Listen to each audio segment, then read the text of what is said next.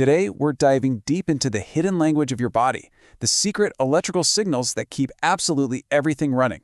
So let's get right into it. No, really. Have you ever stopped to think about it? What is that actual spark that lets your muscles move, your nerves fire, and your heart keep a steady beat? Well, believe it or not, the answer is electricity. Your body is this incredibly complex electrical system. And just like any high-tech circuit, it all depends on keeping a perfect, delicate balance to work at all. And the conductors of all this electricity? They're called electrolytes. You've heard the word, right? They're basically these minerals floating around in your body that carry an electric charge, acting like tiny little sparks that power your entire internal world.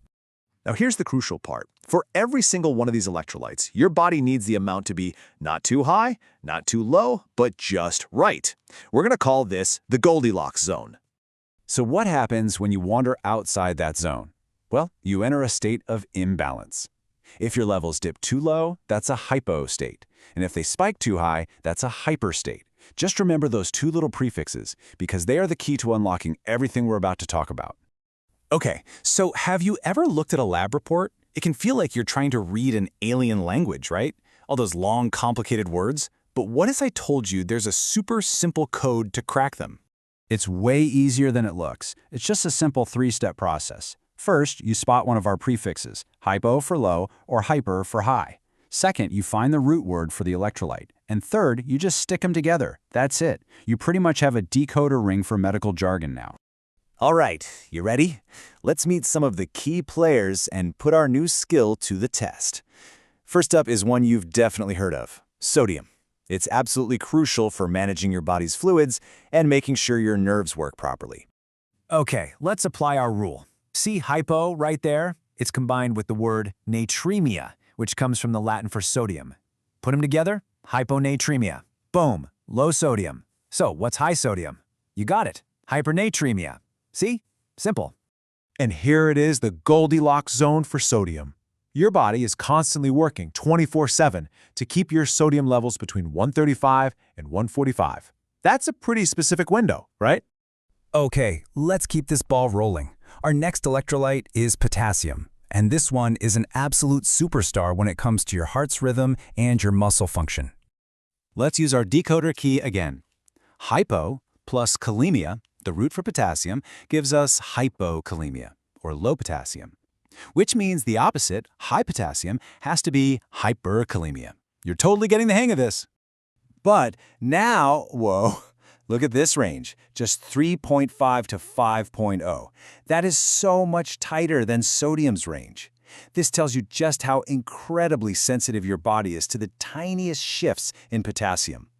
With this one, precision is absolutely everything. You've totally mastered the pattern now, so let's pick up the pace a little. Next up, calcium. We all know it's good for our bones, but it's also a major player in blood clotting and muscle contractions. So, low calcium, you know this one, hypocalcemia, and high calcium is hypercalcemia. Its Goldilocks zone sits right between 8.6 and 10.2 milligrams per deciliter. And you can't talk about calcium without mentioning its partner in crime, magnesium. I mean, this little guy is involved in over 300 different biochemical reactions in your body. It is a real workhorse. By now, you know the drill. Low magnesium is hypomagnesemia, and high is hypermagnesemia. And just look at its Goldilocks zone. It is incredibly tight, just 1.5 to 2.5. We're talking almost no room for error there. Okay, let's round out the picture with our final two electrolytes. We've got chloride, which works side by side with sodium to maintain fluid balance. And then there's phosphate, which is critical for building bones and storing energy.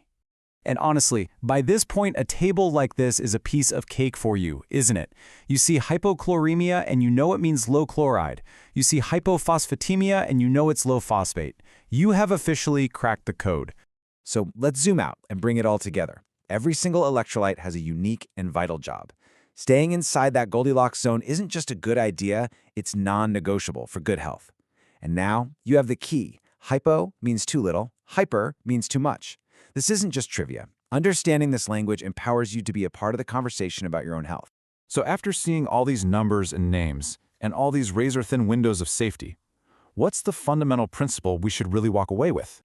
It all comes down to this one simple, powerful idea. More isn't better, and less isn't better.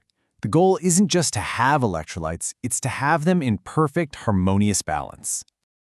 And that's what's so powerful. You might have started this not knowing what hypokalemia even meant, but you're leaving with the decoder ring for the fundamental language of your body's intricate, electrical, and beautifully balanced system. You can now read the language of your body's balance.